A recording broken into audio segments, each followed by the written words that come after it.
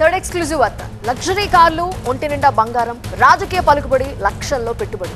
Yes, Eluru జిల్లా పోతవరపాడులోని mango బే cultural recreation club వ్యవహారంలో shocking విషయాలు బయటకొస్తున్నాయి. 10,000 ఆటకో బిల్డింగ్, 50,000 రూపాయలుంటే మరో బిల్డింగ్, లక్షల్లో పేకాట ఆడాలంటే ఇంకో ప్రత్యేక బంగ్లా. ఇక రేంజ్ ను బట్టి పేకాట క్లబ్లు నిర్వహిస్తోంది యాజమాన్యం. ఏంటిదంతా అంటే పక్కా రూల్స్ ప్రకారమే క్లబ్ నిర్వహిస్తున్నా ఉంటోంది.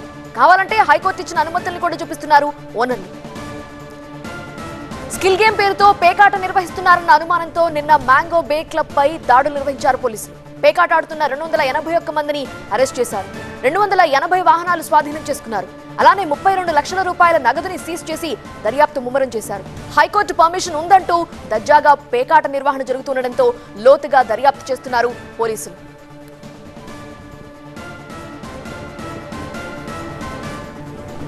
అనుమతుల్లో 13 కార్డ్స్ 13 ముక్కల ఆట considered as a skill game అండి. It's not a chance game.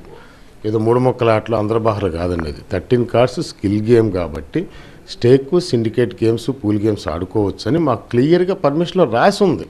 దానికి ఇంకా మరి వచ్చేసి అట్లా కాదని చెప్పి రైడ్ చేసి సాయంత్రం 5 నుంచి ఇంతవరకు కూడా ఎవరిని ఒకళ్ళు బయట అడుగు పెట్టినట్లేదు. ఈ విషయం ఖచ్చితంగా కోర్టుకి చెప్తాం. న్యాయపరంగా మేము ఫైట్ చేస్తాం కూడా. ఖచ్చితంగా ఫైట్ చేస్తాం, మేము గెలుస్తాం.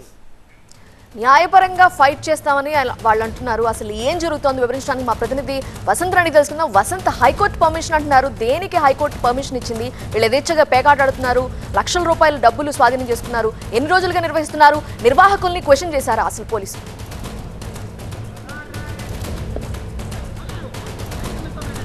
సో ప్రస్తుతం నిర్వాహకులు పోలీసుల అదుపులోనే ఉన్నారు. Mango bay resorts and cultural recreation club పేరుతోటి 6 ఎకరాల విస్తీర్ణంలో ప్రస్తుతం ఈ క్లబ్ను నిర్వహిస్తున్నారు. సో ప్రస్తుతం నా వెనుక ఉన్నటువంటి ఏదైతే క్లబ్ మీకు కనిపిస్తుందో ఈ క్లబ్కు సంబంధించి మొత్తం 3 ఫ్లాట్స్గా విభజించారు. అందులో ఒకటి 25,000, రెండవది 50,000, మూడవది ₹1,00,000, ఇట్లా 10,000, ఇట్లా మొత్తం 4 విడతలుగా 10,000, 25,000, 50,000, ₹1,00,000 చెల్లించి ఎంట్రీకి సంబంధించి కొన్ని కాయిన్స్ ఇస్తారు. వాటి ద్వారానే ఈ ప్యాకెట్ నిర్వహిస్తున్నారు. వాస్తవానికి అనుమతులు ఉన్నాయని వీళ్ళు చెప్తున్నప్పటికీ కూడా కోర్టు ద్వారా అనుమతి తెచ్చుకున్నది ఒకటి, వీళ్ళు క్లబ్బుల నిర్వహణ విషయంలో ప్యాకెట్ ఆడిస్తున్నది మరొకటి. సీసీ కెమెరాలు ఉన్నాయని ఎస్పీ ఆఫీస్కి పూర్తి వివరాలు తాము సమర్పించామని, సీసీ కెమెరాలు ఇన్స్టాల్ చేసి అప్పటికప్పుడు పరిస్థితుల మొత్తం కూడా అక్కడ చూపించే ప్రయత్నం చేస్తున్నామని చెప్పినప్పుడు కూడా అందుకు విరుద్ధంగా ఇక్కడ ప్యాకెట్ నిర్వహిస్తున్నారు. దాదాపు ఆంధ్రప్రదేశ్ చరిత్రలో ఇప్పటివరకు 280 మందిని ఒకేసారి ప్యాకెట్ ఆడుతుండగా రెడ్ హ్యాండెడ్గా పట్టుకున్నటువంటి సందర్భాలు ఇప్పటివరకు లేవని కూడా చెప్తున్నారు. ఈ వ్యవహారంపై ఇప్పటికే ఏలూరు జిల్లా ఎస్పీ చాలా సీరియస్గా ఉన్నారు. వాస్తవానికి ఇక్కడ ఇంత దూరం వచ్చి ప్యాకెట్ ఆడతారని ఎవరు కూడా ఊహించరు, గుర్తించరు. ముఖ్యంగా తెలుగు రాష్ట్రాల నుంచి చాలా పెద్ద ఎత్తున ఇక్కడికి వచ్చారు. అయితే ప్రధానంగా ఇది ఎన్టీఆర్ జిల్లాకి, కృష్ణా జిల్లాకి సంబంధించి ఏలూరు జిల్లాకి మొత్తం 3 జిల్లాలకి బార్డర్లో ఉంటుంది. ఒకవైపు ఈ ప్రాంతం మొత్తం నూజివీడికి సంబంధించి దాదాపు 30 కిలోమీటర్ల దూరంలో ఉంటుంది. ఇక్కడికి ఏలూరు జిల్లా ఆఫీసు నుంచి, జిల్లా ఎస్పీ కార్యాలయం నుంచి ఇక్కడికి రావాలన్నా కూడా పోలీసులు అంత తొందరగా వచ్చేటటువంటి అవకాశం లేదు. నూజివీడి పోలీసులకు కూడా గతంలో ఈ వ్యవహారం అంతా తెలిసి హెచ్చరించినప్పటికీ కూడా వారి తీరు మారలేదని ప్రధానంగా చెప్తోంది.